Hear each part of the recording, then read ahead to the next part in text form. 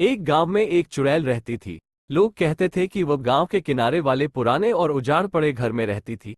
उस घर के पास कोई भी जाने की हिम्मत नहीं करता था, क्योंकि गांव में इस बात की चर्चा थी कि जिसने भी उस घर के पास जाने की कोशिश की वो फिर कभी वापस नहीं आया।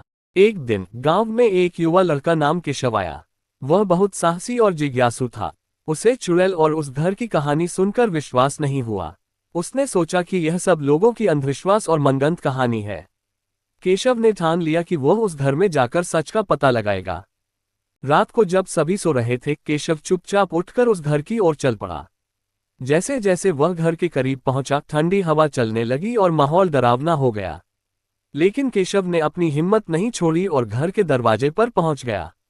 दरवाजा अपने आप ही धीरे धीरे खुल गया। जैसे ही वह अंदर गया, उसने देखा कि घर के अंदर धुंधला अंधेरा था और चारों ओर धूल और जालों से भरा हुआ था। अचानक उसे एक हल्की सी आवाज सुनाई दी। उसने पीछे मुड़कर देखा तो उसे एक बुजुर्ग महिला दिखाई दी जो उसकी ओर देख रही थी।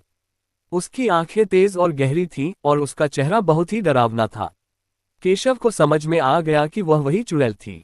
चुड़ैल ने उसे एकदम से पकड़ लिया और बोली, तू यहाँ क्यों आया है?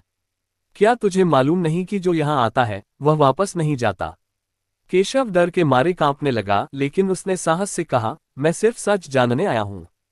चुड़ैल कुछ देर के लिए शांत हो गई और फिर बोली, सच तो यह है कि मैं यहाँ अकेली रहती हूँ और लोग मुझसे डरते हैं।